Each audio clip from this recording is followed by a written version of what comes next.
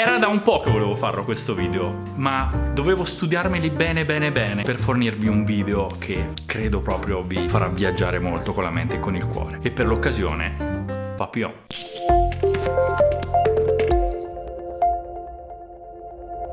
Ciao, sono Daniele, sono un baritono appassionatissimo di profumi. Questo è Nasodani, il primo canale in Italia nel quale si parla esclusivamente di profumi di nicchia. Questa è la mia top 7 Nasodani dei profumi di Memo Paris, marchio di nicchia conosciutissimo, e iniziamo con due parole sul marchio. L'azienda Memo vede le fragranze come un viaggio e hanno costruito la propria identità attorno a magnetiche destinazioni ed intense materie grezze con materiali di altissima qualità. Nell'immaginario della coppia fondatrice c'era appunto il desiderio di andare altrove e di incontrare sempre nuove persone. Lei, Clara, nata a Parigi, poetessa ma con origini catalane. Lui, irlandese, d'animo viaggiatore e sportivo. Il magico mondo dei profumi è riuscito appunto a coniugare queste due personalità apparentemente così diverse in un sogno olfattivo chiamato appunto Memo Paris. Tutte le fragranze di questo marchio, a mio avviso, esprimono una raffinatezza assoluta, un'eleganza che poche volte mi è capitato di incontrare. La cosa ancora più interessante è che questa apparente delicatezza olfattiva offre invece delle prestazioni qualitative molto elevate. La raffinatezza traspare moltissimo nella brand identity di Memo Paris, nel suo impatto identitario per la grafica dei packaging che sono adornati da un linguaggio grafico curato nei minimi dettagli, innovativo, coraggioso ma mai sfrontato. Come sempre ci tengo a specificare che le mie top 5, top 10, top 9, top quello che è, sono sempre mie, personali, sono punti di vista soggettivi. È un po' un pretesto per parlare di profumi e per farvi sapere quali sono quelli che davvero mi hanno colpito tantissimo. Ciò nonostante, quelli che ad esempio io ho messo all'ultima posizione non è detto che siano magari delle prime posizioni per altre persone, e viceversa. Per me fare una top 7 dei profumi più rappresentativi di questa azienda era senz'altro un must, dovevo proprio farlo. Altra novità che vi anticipo è che per ogni profumo ho fatto una scheda, finalmente una bella scheda grafica dove potrete vedere tutte le votazioni che in un certo senso ho dato ad ogni profumo, e se vi piace questo metodo grafico fatemelo anche sapere in qualche commento, così lo manterrò anche per le recensioni future. Due parole velocissime sul packaging di questo kit. Appunto ci sono qua le fragranze in bella vista, in bella mostra, elegantissimo. C'è già un'idea appunto di viaggio, vedete c'è questa mappa che ci fornisce già subito l'idea appunto grafica che col profumo si viaggia mentalmente. Andiamo subito, quindi partiamo al volo, cercherò di essere il più conciso possibile per voi. Numero 7. Number 7. Irish Leather, pelle irlandese. Ovvio accenno al cofondatore irlandese appunto di Memo Paris, che abbiamo detto si chiama John. Bene, non c'è neanche il cognome, la uso dal lato più ampio. Andiamo.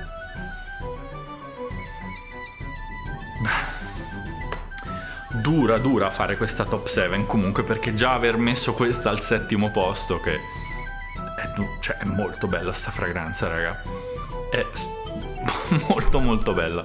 Apre ovviamente cuoiatissimo, ma non è uno dei soliti cuoiati, è piuttosto un mix molto marcato tra una base vegetale e una base aromatica. Il contorno di assoluta di erba mate che rilascia il suo odore pungente, quasi grezzo, un tipico odore erbaceo, vagamente macerato, ci riporta proprio a un luogo molto campagnolo, una realtà di campagna. Il suo lato aromatico, fortemente aromatico, però non doma mai la base cuoiata, non doma mai i lati più selvaggi di questo cuoio, che proprio continua a svettare ore ed ore anche dopo l'asciugatura. Ci trasporta nell'ambiente appunto della campagna, in quelle zone un po' boschive, brulle, è la presenza di ginepro, molto molto realistico e freddamente invernale. Come sensazione è una di quelle fredde mattine d'inverno dove il sole fa quasi quasi capolino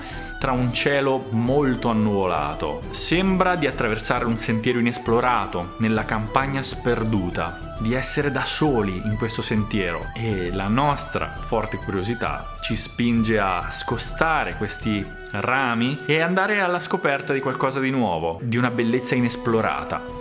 È senza dubbio un profumo per chi ama l'avventura. Andiamo subito con la scheda, appunto vediamo che il naso è di Aliénor Massenet, anno 2013, quindi non proprio recente. La durata io gli ho messo un 8-10 ore, quindi comunque una buona durata, un sillage moderato, proiezione circa attorno ai 2 metri. Genere, io ve l'ho inserito per voi, in realtà per me questi sono tutti unisex, però per chi magari cerca il pelo sull'uovo, che dice ma a me le fragranze troppo maschili non mi piacciono, ma a me quelle troppo femminili non mi piacciono, allora ve lo specifico quando c'è qualcosa che vira più verso un lato maschile o femminile. Qui secondo me è un unisex però un po' più maschile. Il periodo per indossarlo è appunto secondo me un po' più adatto all'autunno-inverno, magari all'inizio della primavera anche. Creatività 7 su 10, il carattere secondo me è un misterioso, cupo, selvaggio e avventuriero. Andiamo al numero 6.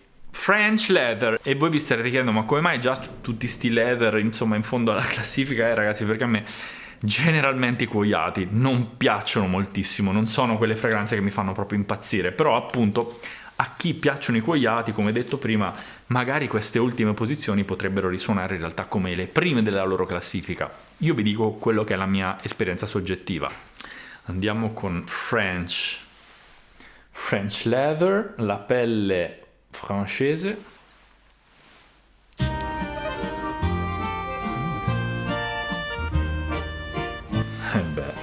Questo è pazzesco comunque.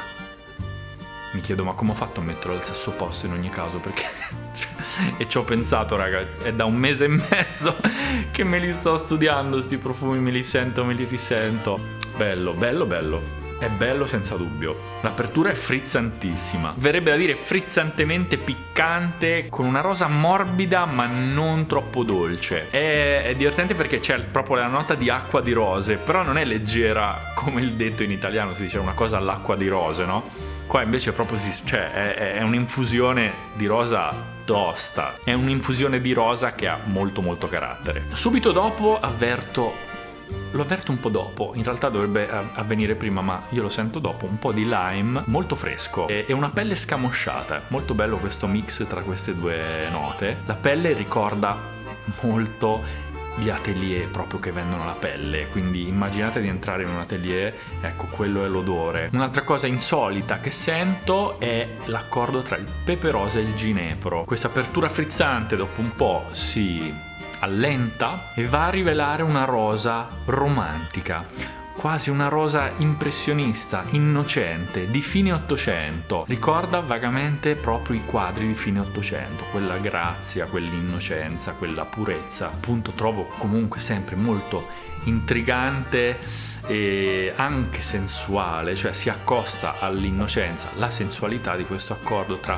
vetiver, ginepro e pepe rosa, che gli dà un po' di questa piccantezza molto intrigante. La rendono un po' più dinamica, perché altrimenti sarebbe forse rimasta una fragranza un po' piatta. Vediamo la scheda. Il naso è sempre Aliénor Massenet, anno 2014. La durata non è elevatissima di questa, attorno alle 5-7 ore più o meno. Il sillage anche è moderato, proiezione 1 metro e 2 metri, quindi non elevatissimo anche qua.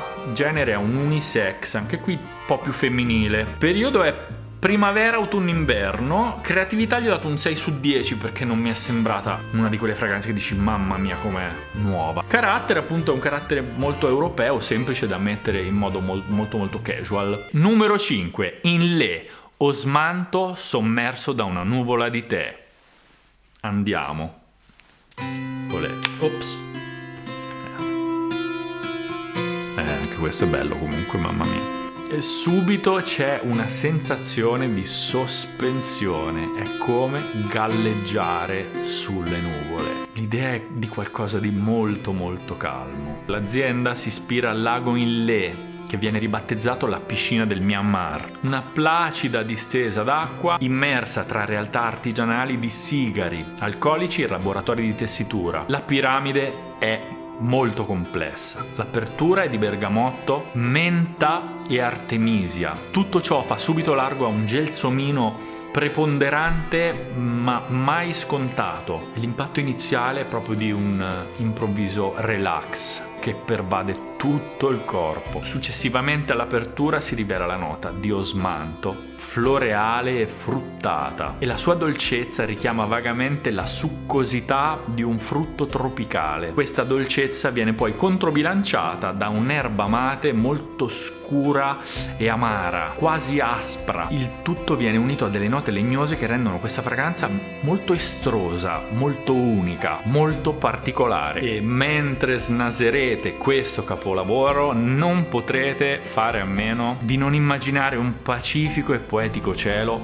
fatto di nuvole vagabonde e di luci eclatanti. La scheda: naso è sempre Le Noir Massenet, 2007 è l'anno, durata 3-6 ore, sillage leggero, la proiezione 1-2 metri, genere unisex tendente più al femminile, periodo primavera-estate, creatività 8/10, l'ho trovata molto più creativa rispetto alle 2 fragranze di prima. Il carattere è rilassante ed onirico. Numero 4, African Leather, pelle della savana. E per uno che non ama i cuoiati, mettere al numero 4 una fragranza così si vede che è proprio bella come fragranza. Raga,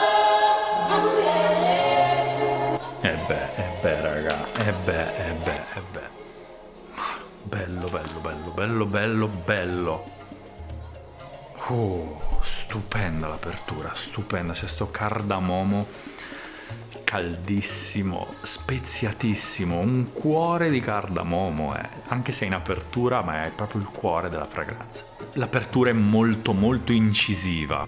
Al mio naso risulta proprio subito il paragone con Amouage Boundless, ad esempio, molto molto simile. Quindi è un'apertura molto arabeggiante, è un'apertura selvaggia, cioè se volevano dare un senso di selvaggio direi che ci siano riusciti benissimo. Subito dopo nasce liberamente un accordo bellissimo tra geranio e pelle. Floreale e cuoiato insieme donano un carattere impetuoso, primitivo, ma comunque la cosa stupenda è che c'è sempre questa eleganza e raffinatezza estrema. Si sente proprio la firma, cioè si sente che è un Memo Paris ed è appunto elegante e raffinato, come proprio l'azienda Memo Paris si impone di dare questo carattere.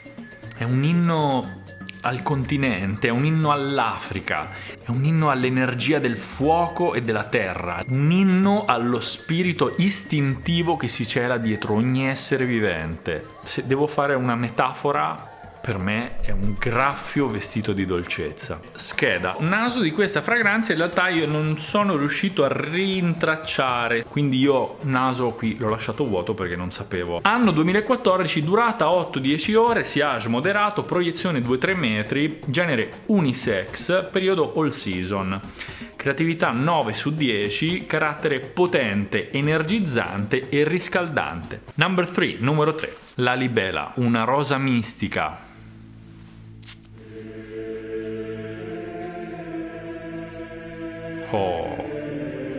Qua però si sente che siamo sul podio, raga. Ma che bello che è. Intricatissima apertura floreale per questa fragranza che è spiccatamente femminile. Un twist vanigliato racchiude lo sbocciare primaverile di rose, peonie ed orchidee, avvicinando il lato floreale a un lato molto più fruttato e tropicale, che è il lato del cocco. Siamo in un giardino fiorito dell'Etiopia del Nord, in prima mattina, mentre osserviamo i raggi del sole che accarezzano le 12 chiese rupestri di Lalibela, alle quali la fragranza appunto si ispira. I sentori floreali si mescolano nell'aria con i fumi degli incensi sacri bruciati nelle cerimonie religiose. La natura selvaggia e l'architettura sacra qui si sposano nell'unicità di un'emozione che combina note scure a note più frizzanti. Le chiese di Lalibela, per chi non le conoscesse, rivestono un importante significato religioso per i cristiani ortodossi etiopi, poiché insieme formano un luogo di pellegrinaggio dal particolare valore spirituale e simbolico, con una pianta che rappresenta la città santa di Gerusalemme. Queste chiese non sono costruite ma decostruite, ossia scavate direttamente nella roccia. Fino a poco tempo fa Lalibela era un luogo praticamente inaccessibile e arrivarci era un'impresa. Per raggiungere la città sacra erano necessari 2 giorni di viaggio a dorso di mulo. Tornando alla fragranza, l'apertura è dolcissima. La sua lenta evoluzione ci regala degli spazi architettonici olfattivi inaspettati, una dolcezza vanigliata molto naturale che viene mitigata dopo un po' dalla signorilità del tabacco e dalla rotondità di un patchouli elegantissimo, di prima classe. È una carezza dolce e rassicurante di vaniglia molto cremosa, addolcita dall'apertura di un cocco anch'esso molto morbido e cremoso. È sicuramente un profumo più femminile, ma non ho dubbi che questo piaccia anche agli uomini che amano i gourmand e le fragranze più dolci. Perfetto per le serate estive. Naso, anche qua, Le Noir Massenet, anno 2007, durata 6-8 ore, il sillage è moderato, proiezione 2-3 metri, un genere unisex un po' più femminile, periodo all season, creatività 9 su 10, raga. Carattere riappacificante, contemplativo e mistico. E che volete di più? Numero 2, Marfa, l'occhio della tuberosa.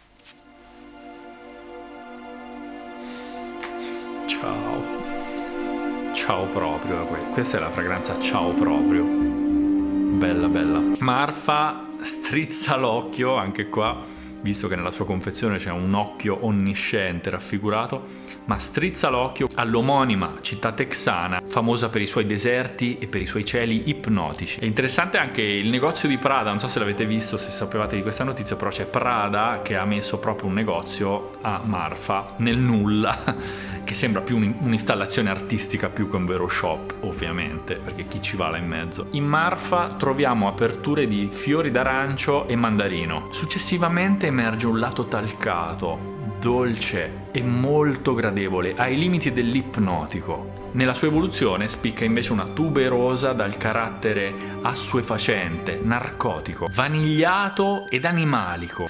Non percepisco molto il carattere desertico, secco, non mi dà idea di un deserto secco, però se nella mission aziendale c'era quello di creare un prodotto che rispecchiasse un po' la sensazione di trovarsi di fronte a un deserto, di fronte a dei cieli particolari, direi che la sensazione sono riusciti a ricrearla. Mi ricorda molto la Valle della Luna in Cile, Valle della Luna, non so se conoscete, è uno dei posti dove ho avuto la fortuna immensa di viaggiare ed è uno di quei deserti dove rimani veramente a bocca aperta e ti fai veramente 2 domande e ti trovi anche un po' di risposte. Mi ricorda un po' la sensazione di immensità. Per tornare a dei paragoni un po' più occidentali, mi rimanda a quella sensazione che si ha nei primi tramonti primaverili, il calore del primo sole che se ne va nel buio e lascia nell'aria comunque lo sbocciare dei fiori. Naso è sempre Le Noir Massenet, anno 2016, durata 8-10 ore, sillage intenso, qui l'ho trovato molto intenso, proiezione circa 2 metri, genere unisex più femminile, periodo all season, creatività 8 su 10, carattere rassicurante, ipnotico e calmante. Andiamo adesso al numero 1, che per me proprio questo mi ha proprio scippato il cervello, come io sono solito dire. Numero 1, Sintra, dolce spirale. E sentiamola sta spirale. Questo, raga, trip, bellissimo, bellissimo, bellissimo, bellissimo. Questo, secondo me, a mio avviso, cioè personalmente svetta sopra le altre, cioè proprio un altro livello, il mio parere personale, ovviamente. Secondo la Maison, l'ispirazione primigenia è quella di una foresta lussureggiante in attesa, ai bordi di un palazzo antico. Il ricordo infantile di fiori d'arancio e musk si mescolano insieme, dando vita a una serie di contrasti di ineccepibile stupore. È una sensazione veramente bellissima, una sensazione sublime. È un gourmand, un gourmandone assolutamente addictive, una droga. Immaginate una strada ma soffice e colorata. Per fare un paragone culinario, mi ricorda la morbidezza del marshmallow, ma anche la croccantezza del macaron. Più che una situazione architettonica, mi ricorda una sensazione di estremo appagamento, di gioia, di calma,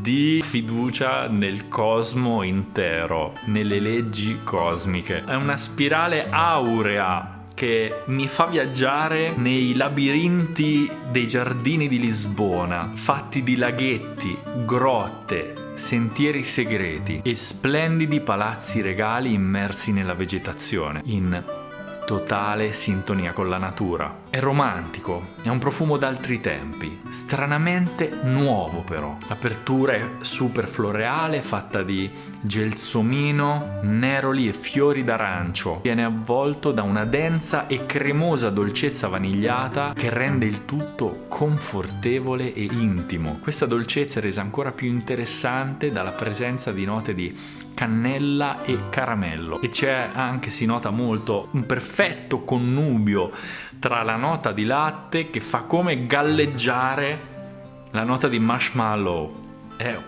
assurdo. E siamo sicuramente in uno dei giardini del Portogallo, di Lisbona, dove stiamo degustando chiaramente uno dei dolci più famosi della cultura portoghese, che è appunto il pastéis de nata, il pasticcio di panna. Devo fare qui quindi anche un plauso al packaging, perché richiama proprio gli azulejos delle culture insomma ispaniche, portoghesi, ed è veramente adattissimo. Scheda: il naso è di Philippe Aparel à Paris, anno 2020, quindi questa è la più recente di quelle sentite oggi.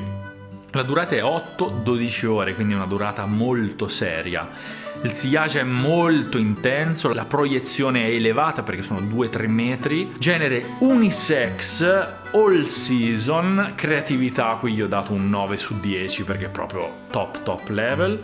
Il carattere è appunto rotondo, tridimensionale, onirico, ipnotico, intimo, confortante. Ecco qua. Questa era la mia top 7 dei profumi di Memo Paris. Ringrazio molto la profumeria Canal Chiaro 39 perché mi ha fornito in regalo appunto questo set di campioni. Poi per chi desiderasse acquistarlo potete farlo sia nel negozio di Canal Chiaro 39 oppure anche online via web, costa una cinquantina di euro ed è appunto corredato di ben 7 samples. Spero che questo video sia piaciuto, mi raccomando, se il video vi è piaciuto mettete un like così capisco che posso fare altri video di questo genere. Noi ci rivediamo presto al prossimo video, state incollati al canale perché arriveranno delle profumosissime novità con Nasodani, non sbagli mai. Ciao!